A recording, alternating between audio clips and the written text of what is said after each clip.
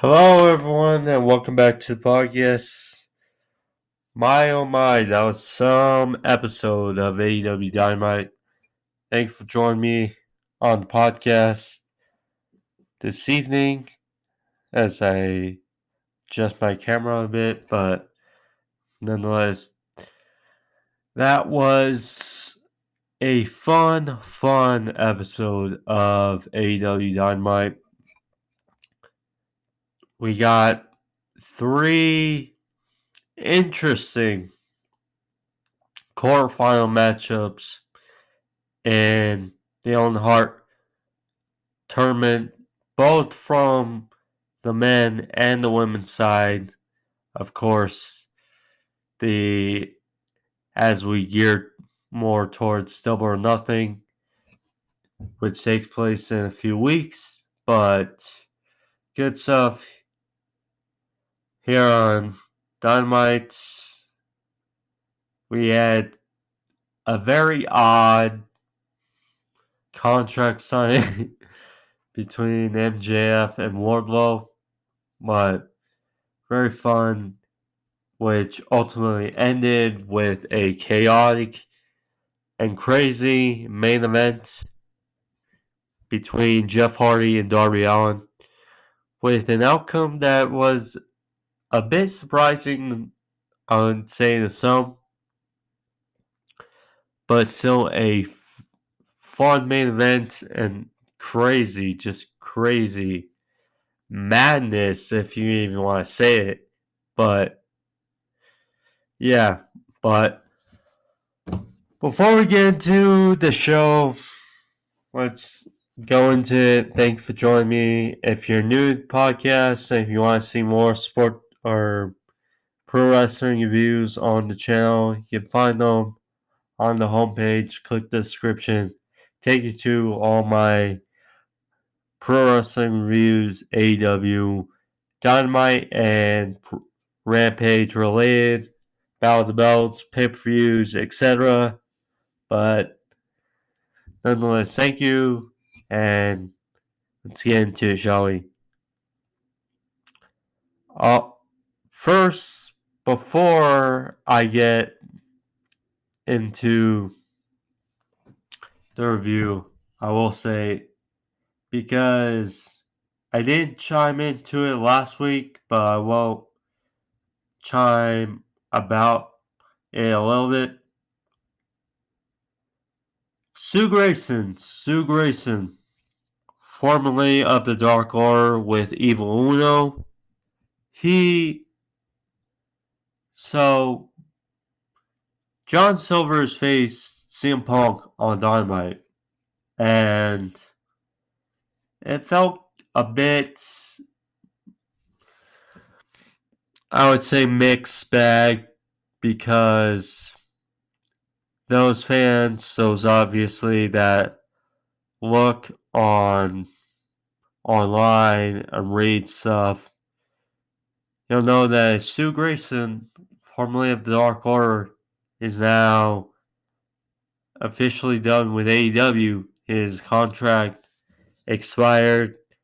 They tried to renegotiate, but nothing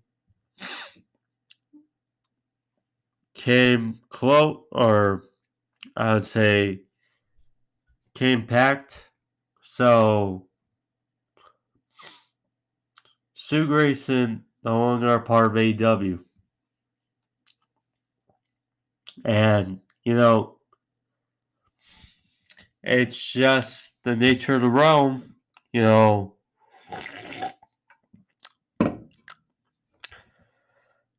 Sue Grayson and Evil Uno, they were part of the original, day wonders of AEW.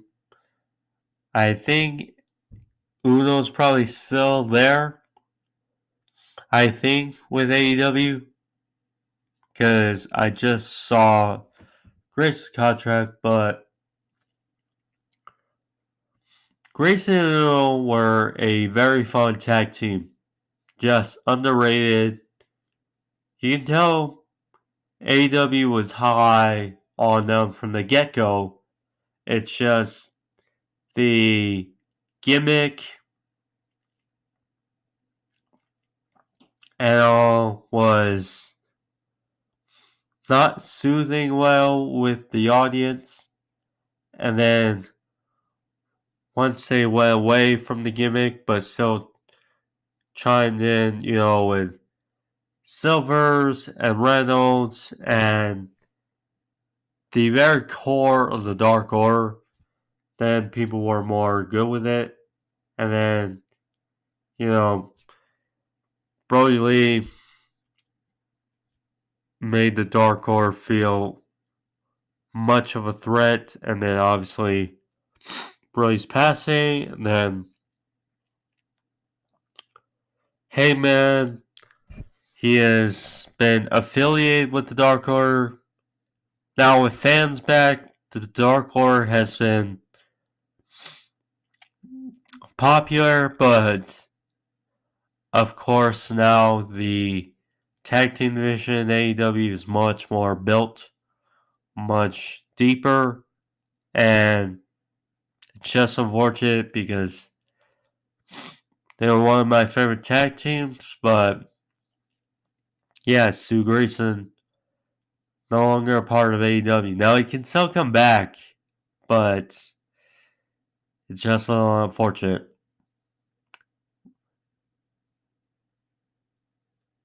But AEW Dynamite pretty much kicked butt from head to toe, from start to finish. Yeah. So top of the hour, or a little bit before, but to start AEW, Adam Cole for Dax Harwood. We start with a very ironic, I would say, start for Dynamite and the Owen Hart Cup tournament. Adam Cole for Dax Harwood. Fun match to open show. A bunch of story and homage to the Hart family in this match. But it was a fun match. Also good that Owen Hart's widow, Martha Hart, Dr. Martha Hart, I didn't see if what she's a doctor at, but she's nonetheless a doctor, so good for Martha Hart. But good that she was there for the Owen Hart, or the start of the Owen Hart tournament, and she looked like she was thrilled to be there, so good for her in AEW. But this was a fun match to start. The story match really was Dax Harwood's ribs, as they were being targeted throughout the match by Adam Cole. Dax was thrown to the steps early in the match on the outside, then thrown to a post. And it was all about the ribs. It was all about the midsection of Dax Harwood. Later in the match, back from break, Harwood would fire back his deadly slingshot powerbomb for a near fall. Cole then hit a brainbuster on the knee for a 2 count. And then Adam Cole tuned up the band HBK style for a super kick, but to no avail. Of course, one WWE's best and one of the best wrestling matches of all time. Bret Hart for Shawn Michaels WrestleMania 12 Iron Man match for the WWE title. That was little homage there. Of course, Shawn Bret Hart. But So, Dax Harwood, there was a bit of back and forth. Cole went for a Panama Sunrise, but to no avail. Not once, but twice, as Dax Harwood. Dax went up top, and he got hit with a super kick in midair by Cole. Good spot there. He went for a cocky cover, and Dax Harwood for their fall. Out in the corner, Dax hit a pile driver for another close 2 count. Then he finally locked in the sharpshooter as he was going for. Throughout the match, this obviously got a big pop because, of course, Owen Hart. But Dax, you could tell, was uncomfortable. As, of course, when you're doing the sharpshooter, you're sitting down and Dax eventually released the hold. And he just couldn't sustain the pain on his ribs. So then Dax, now this when the finish they were kind of drawing to it. So Cole knocked Dax to the outside. He crashed and burned on the outside. Got in at 9. And then Cole, he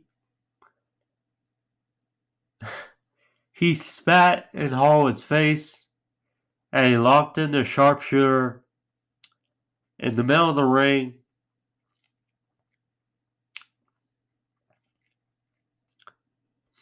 Dax, you could see, was trying to find that last gas. They were in the middle of the ring. He tried to power himself up, try to power towards the ropes, and referee was asking him, and Hart was trying to grab his hands, don't. And the pain was just too much to Dax, and Dax tapped out. Adam Cole advances in the Owen Hart Cup tournaments. First one to advance. How ironic that the first match of the Owen Hart Cup tournament ends in a sharpshooter. That's just a lot of good storytelling in this match. Good stuff between two of the best in pro wrestling and AEW. And the right man won.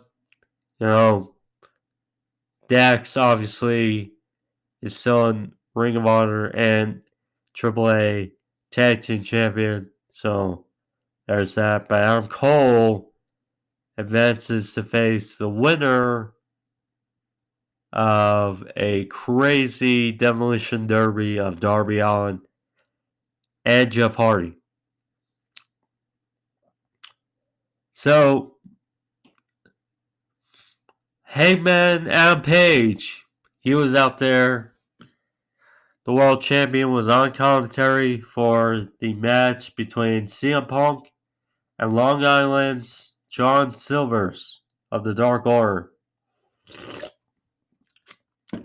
Decent little match here. Obviously,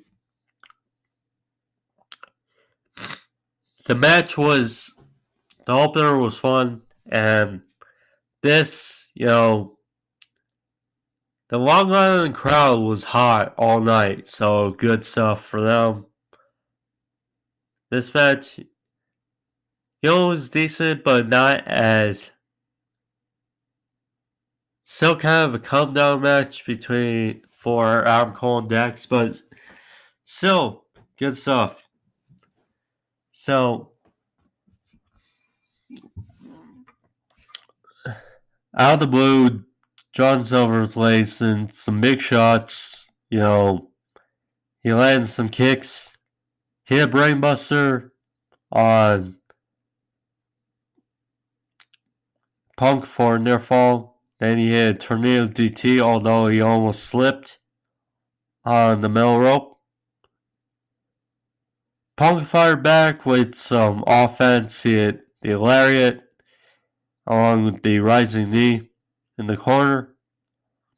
Went to the outside and he just locked eyes with Hangman on commentary. And, you know, there's a moment and then CM Punk just hits it. He hit the buckshot lariat of his own. He hit a buckshot lariat on John Silver's covers 1, 2, 3 on his Dark Order affiliate, John Silver's. So that obviously got Heyman's attention. And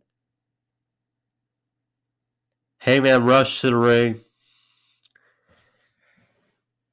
Punk got the microphone. They got each other's face. Hangman said nothing. So Punk said, by the way, last time AEW was in Long Island,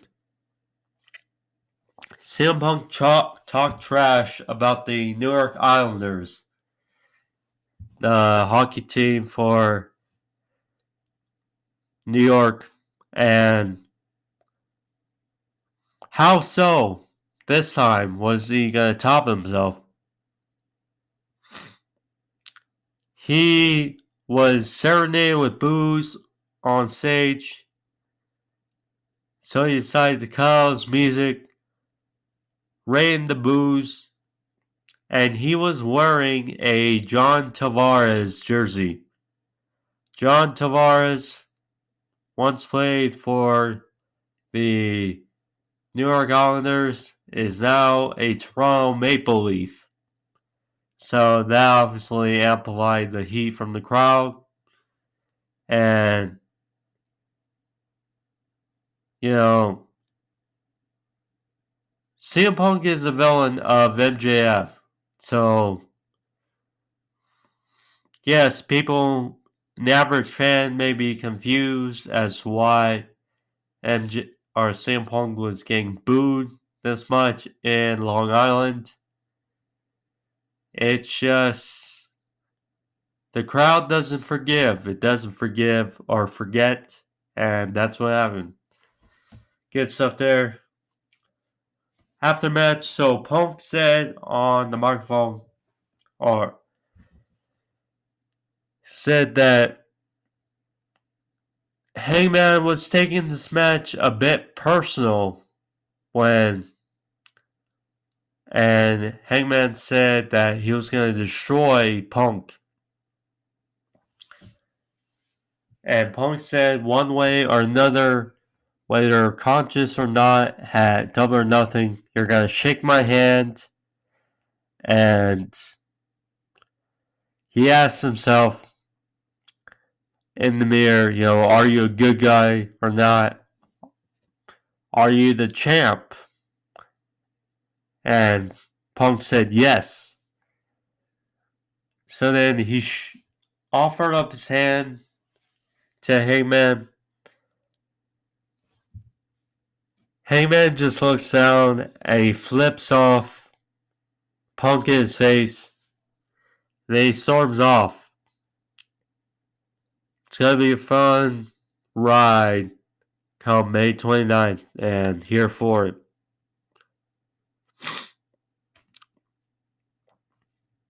Britt Baker, her Sable's backstage. Her, Hayter, and Reba, or Rebel, I forget, but they were with Tony Schiavone.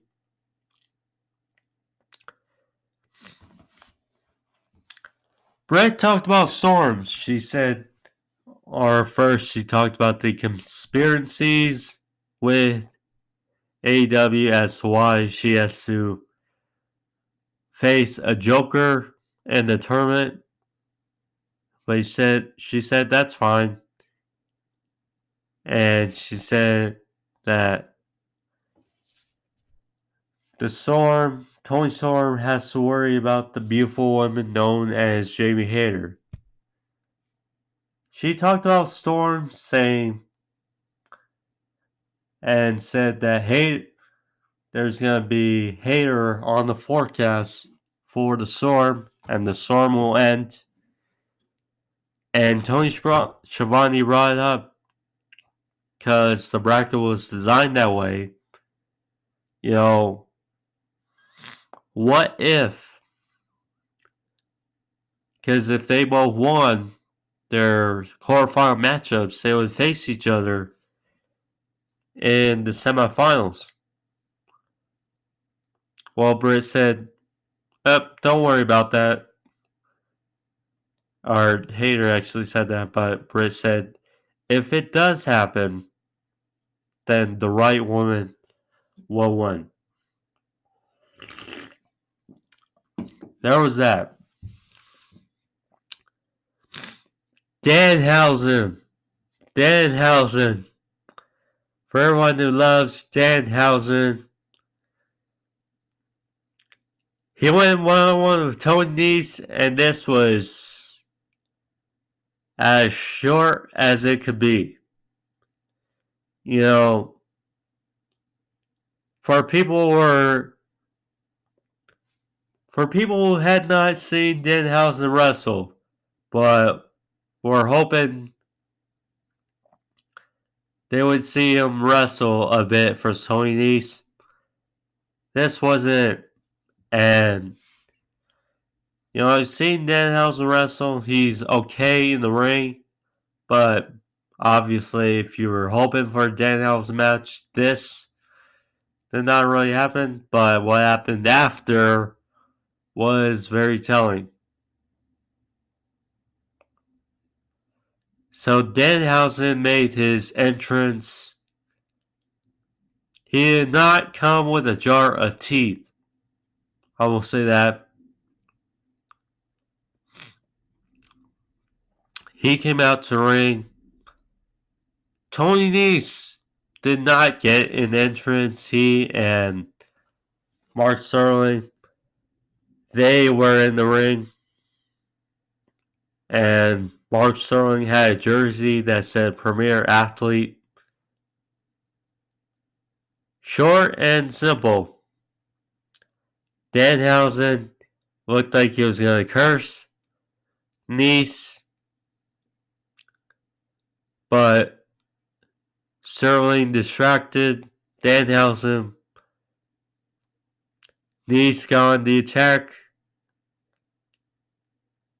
pummeled Danhausen in the corner, and Nese hit running Nese, pinned down Danhausen 1, 2, 3, and just like that, Toni Nese gets the victory over Danhausen. So they were obviously pissed that Danhausen got an entrance and Nese didn't. So he landed right Nese again. Dropped the knee pad and looked like he was going to hit again. But then we hear that famous music of Hook. He came out to the aid of Danhausen, and Toni stormed off.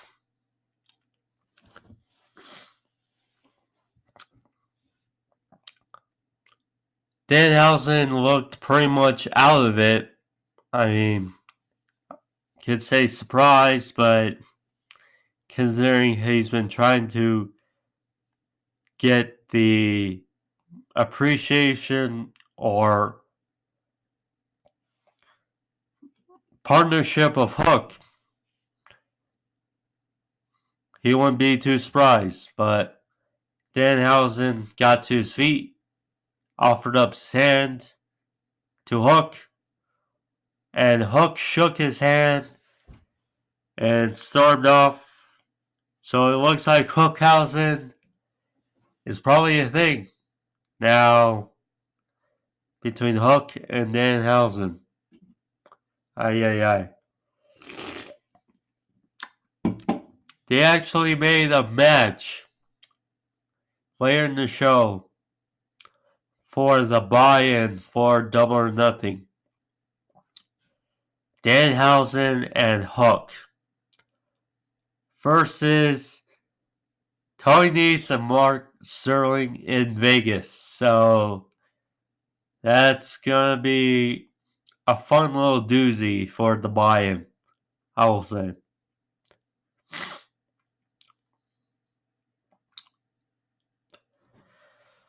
What was a doozy as well? This contract signing between Wardlow and MJF.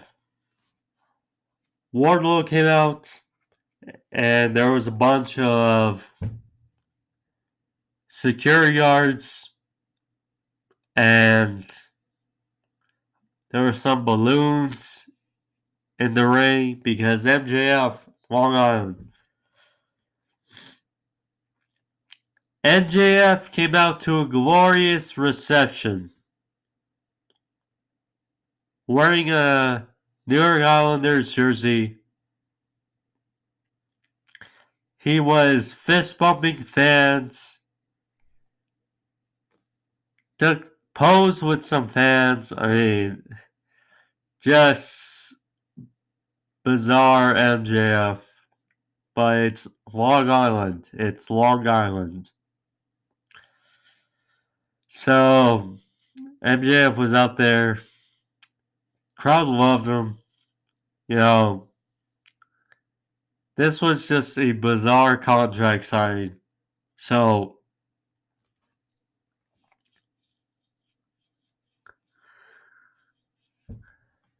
MJF was beginning to speak about the conditions. He said, well, basically, in order to get him at Double or Nothing, hint, we know this match will happen at Double or Nothing, so good clarification of that. MJF said he's going to make Wardlow pay for what happened to his good friend Cody Rhodes. Hint. And he told the fans, well, you don't want me to talk about what's happening in 2024? He said, okay. The guy in the back doesn't want me to either. So, there's that. But he referenced his feud with Cody leading up to Revolution in 2020 about the stipulations he made Cody go through to get to MJF at Revolution.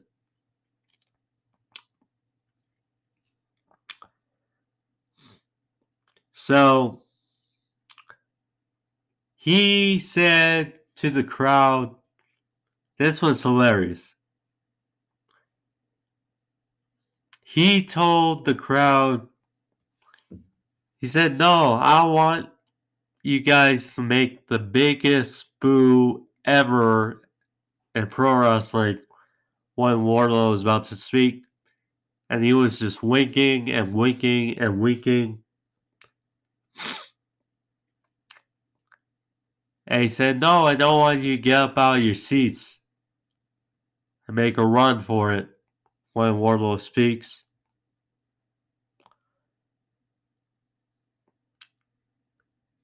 So Wardlow was about to speak, and holy crap, so many boos for Wardlow.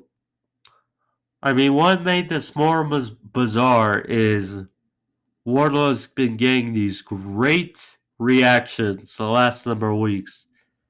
Hearing this was just mind-boggling, to say the least. Along with the MJF. Just crazy.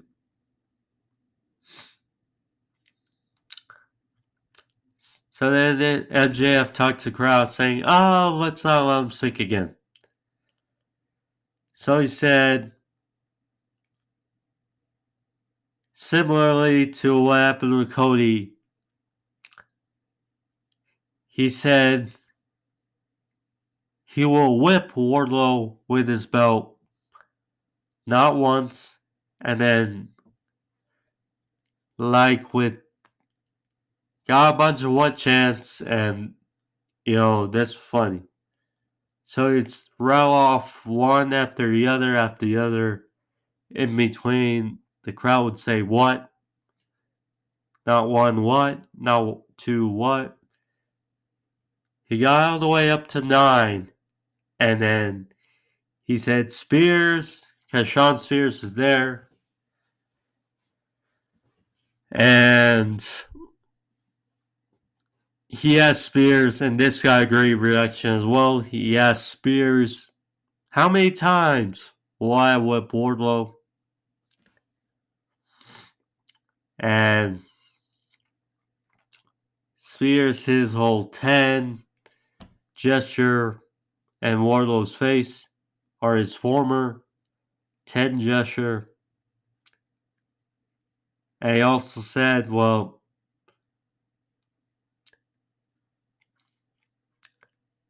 Wardlow will have to beat Shawn Spears in a cage match. Steel cage. But, so obviously, Wardlow was laughing. And MJF said, well, I don't know what you're laughing about. You're 0-2 in a cage. So, he said that, but MJF will be the special guest referee for that match. So, well, caveat there. And he says if he gets through those, he will get MJF at Double or Nothing. And he said that if he wins, MJF will release him of his contract. But MJF said if he doesn't, then he will not be able to sign a contract with AEW forever. There's that. So, Wardlow was trying to sign the contract, but he was obviously handcuffed.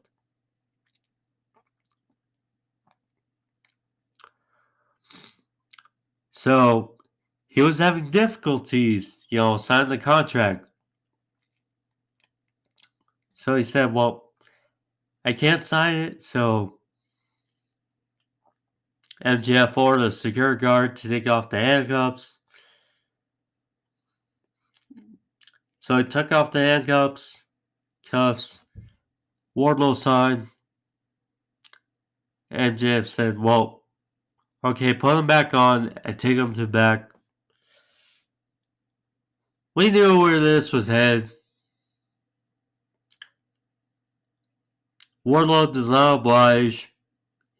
He attacks the security guards one by one.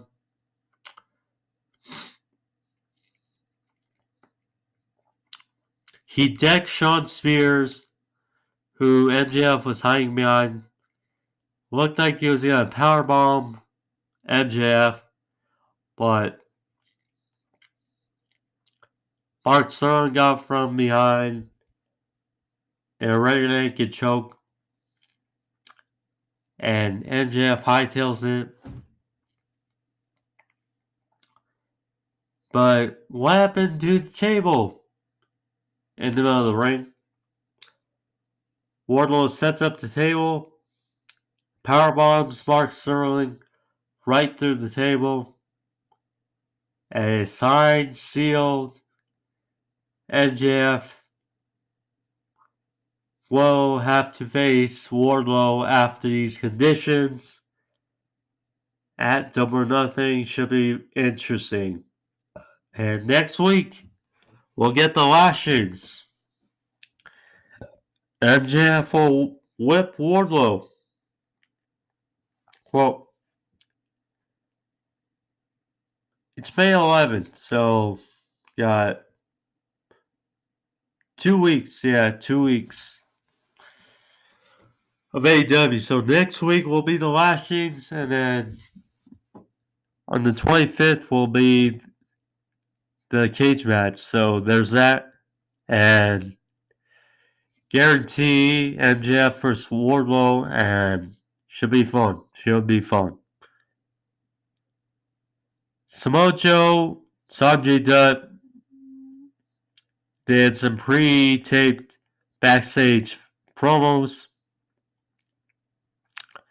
Samoa Joe mentioning he has to face the Joker on Wildcard Wednesday next week in the Owen Hart Cup tournament. And Sanjay was saying, well, you probably hope it's Jay Lethal. It's not going to be the case. It's not going to be Samad Singh. Not going to be the case. Very good. Very good. So,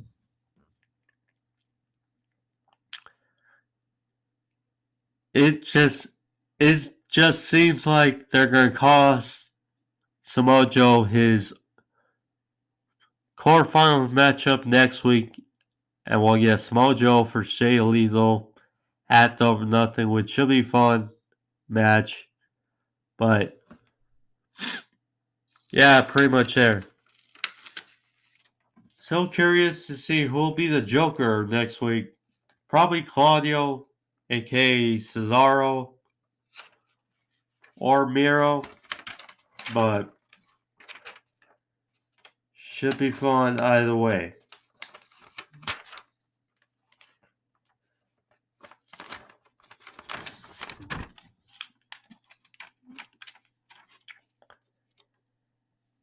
We got Jungle Boy versus Ricky Starks for the FTW Championship. This was a good match. You know, Ricky Starks, you know, he looks like a star more and more. I mean, just more and more of him, and we're eventually he's gonna be Catalyst. I think though that the FTW title is kind of weighing him down a bit. If I'm being honest, I mean, you can totally see him going for the TNT title, but he has the FTW title, which obviously is not a real title as far as AEW. But nonetheless, it's a good match here. So, pretty much back and forth. You know, both are athletic guys. Both were kind of doing similar moves to each other, kind of one up each other. But eventually, so Jungle Boy hit a swinging DT, swinging or tornado DT for near fall. He had a big super kick, caught Starks for a 2 count. Off the ropes, and Jungle Boy was hit by spear for a near fall from Starks. Jungle Boy locked in the snare trap, but Starks managed to get to the ropes. Starks then was on the apron and hung up Jungle Boy and looked like, I'm not sure, but he grabbed the FTW title, and before he could do anything, before he could use it or leave, Swerve Strickland comes confront Starks, and so Jungle Boy rolled up Starks for pretty much the win, but the referee was distracted by Swerve on the outside. And then Starks got the advantage, hit the Rochambeau on Jungle Boy. 1, 2, 3. Starks retains. And very interesting symbol or image at the end of the match. So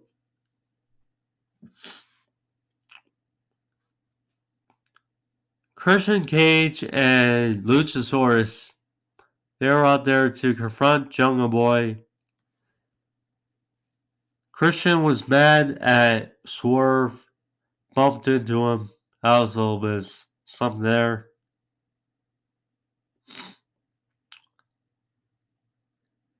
Keith Lee came down to pair with Swerve.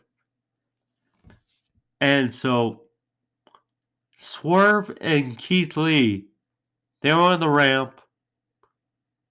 Starks and Hobbs, they were on the ringside.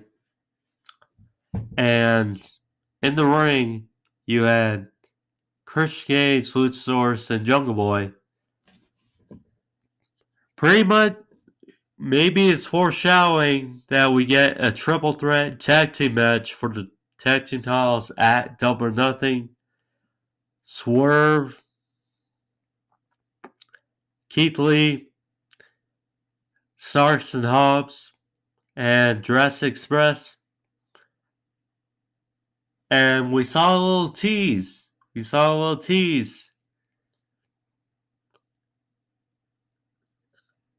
Of what may happen at Double or Nothing. Could Christian Cage cost Jurassic Express the titles and turn heel? That's the thought, but if that's the case, no complaints for me.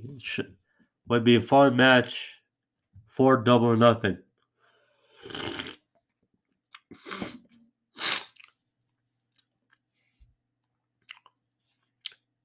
The Jericho Appreciation Society. So,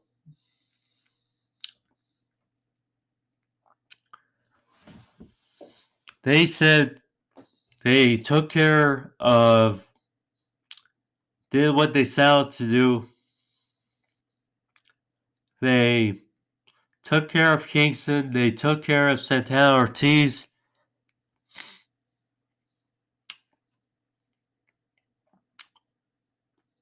Jericho said, well, especially you, Kingston, you gotta stay home. Protect your wife. Make her happy. Otherwise, if not, tell her to give me a call. That's what Jericho said. So, they were going more in depth on this victory speech. And all of a sudden we hear Wild Things, Jon Moxley's music. Now we know how close Jon Moxley and Eddie Kingston are. So there's that.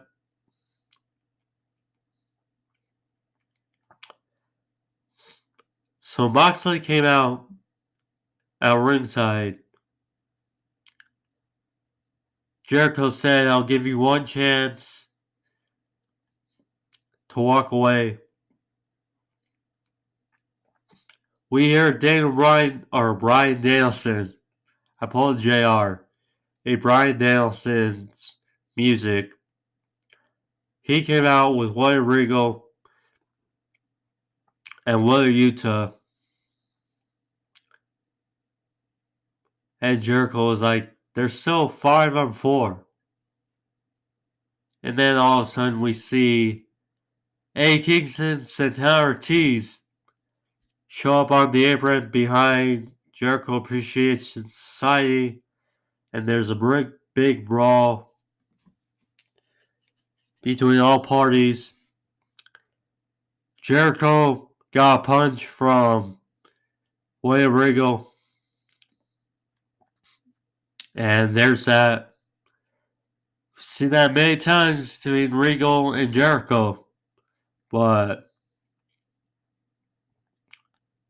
so Santana Ortiz and Eddie Kingston, they got reinforcements or help for probably Blood and Guts.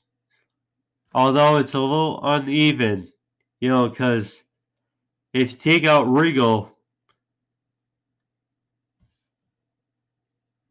Blackpool Combat Club and the three of Santana Ortiz and Kingston make 6.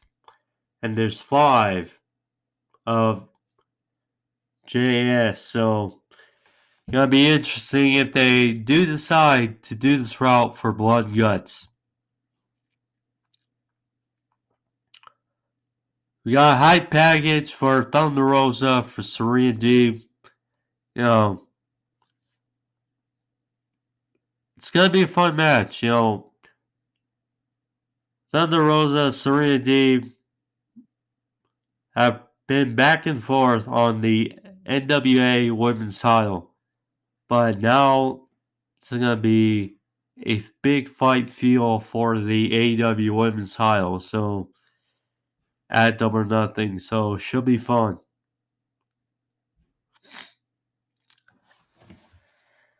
Was probably the most anticipated match on the show to many. Jamie Hayter, Toni Storm, Owen Hart Cup quarterfinal matchup for the women.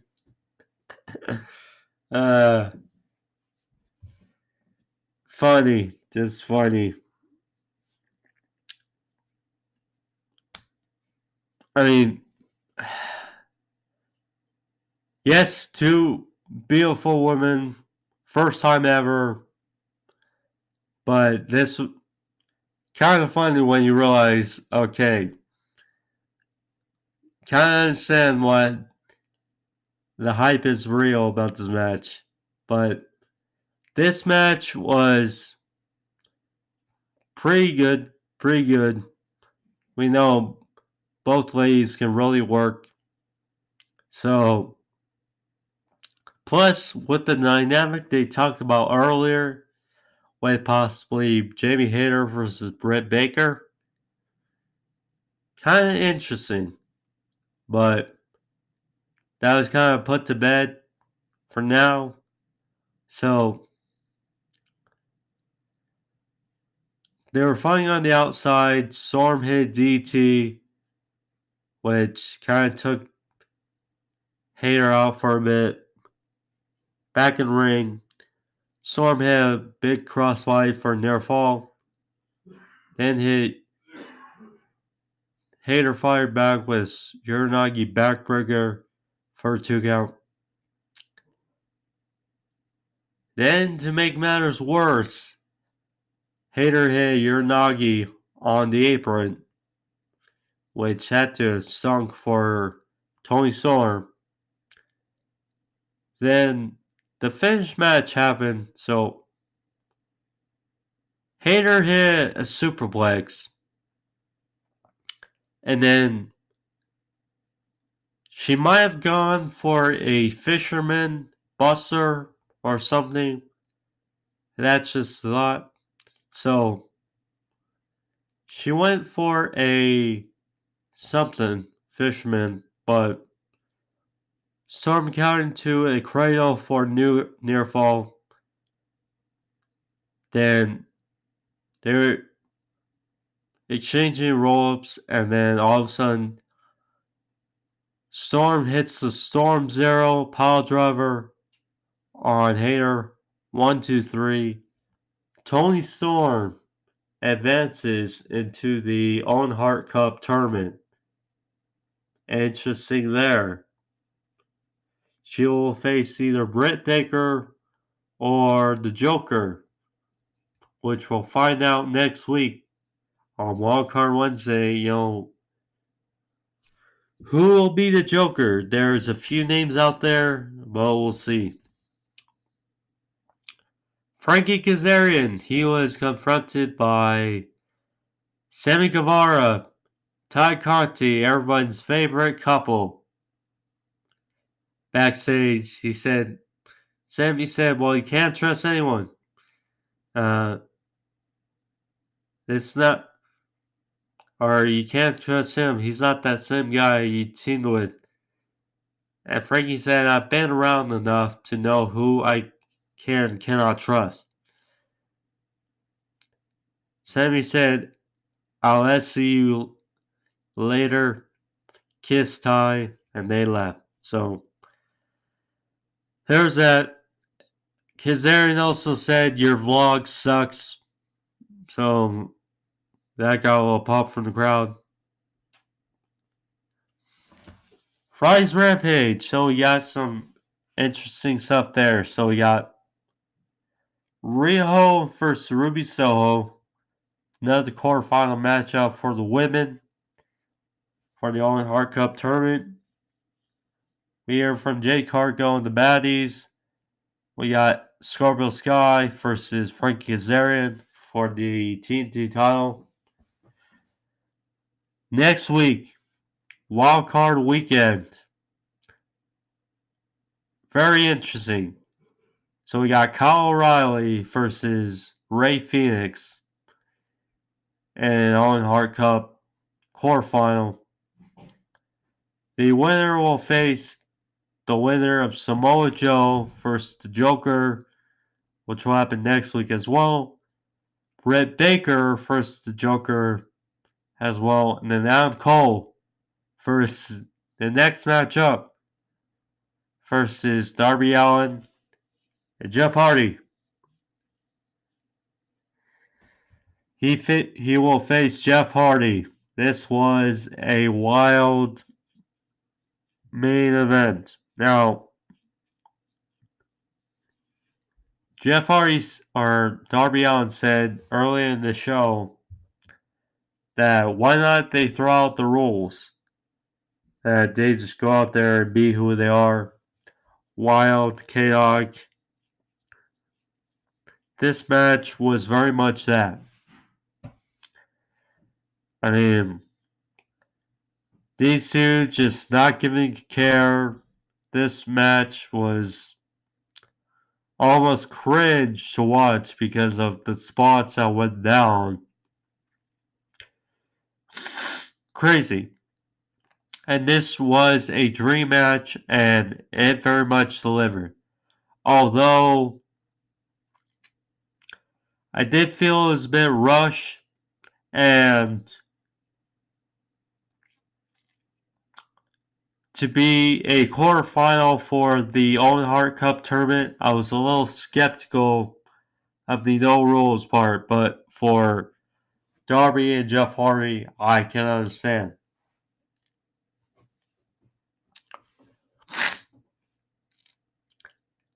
Gonna be hard to do this match justice because this was just crazy. But I'll try my best.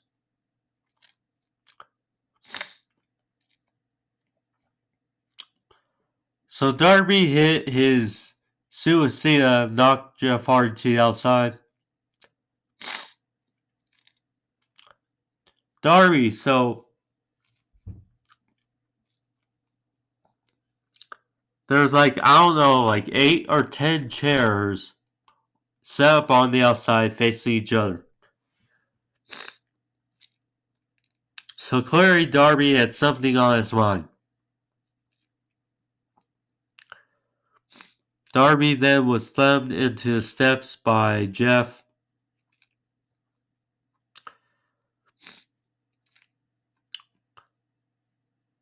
Darby then was sent back first, or Darby sent Hardy into steps, or into the post back first. Then the post and the ring steps were set up on the outside. Something was amiss. So Darby dove over steps, but Hardy propelled himself off the steps, hit Darby with a clothesline. Before break, Jeff gets a huge ladder from underneath the ring and set up inside the ring. Can only tell that trouble is going to happen.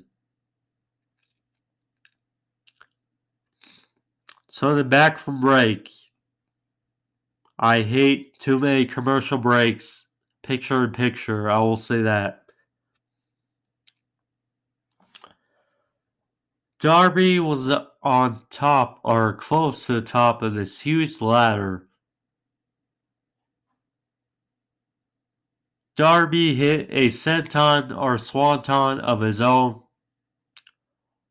onto Jeff, who is standing atop of the stack of chairs on the outside, and both land hard.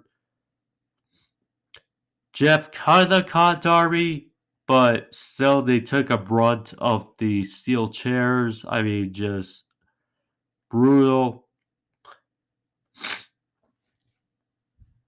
Darby's sick, there is not a chance he won't take. Similarly to Jeff, most notably his prime, but still crazy.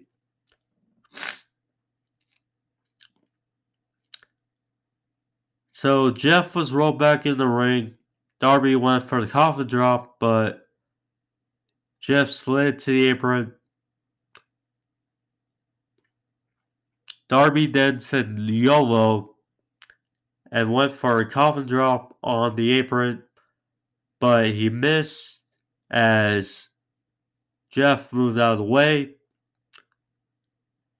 Darby back first onto the apron. He was definitely feeling it. Definitely feeling it. Half that brunt.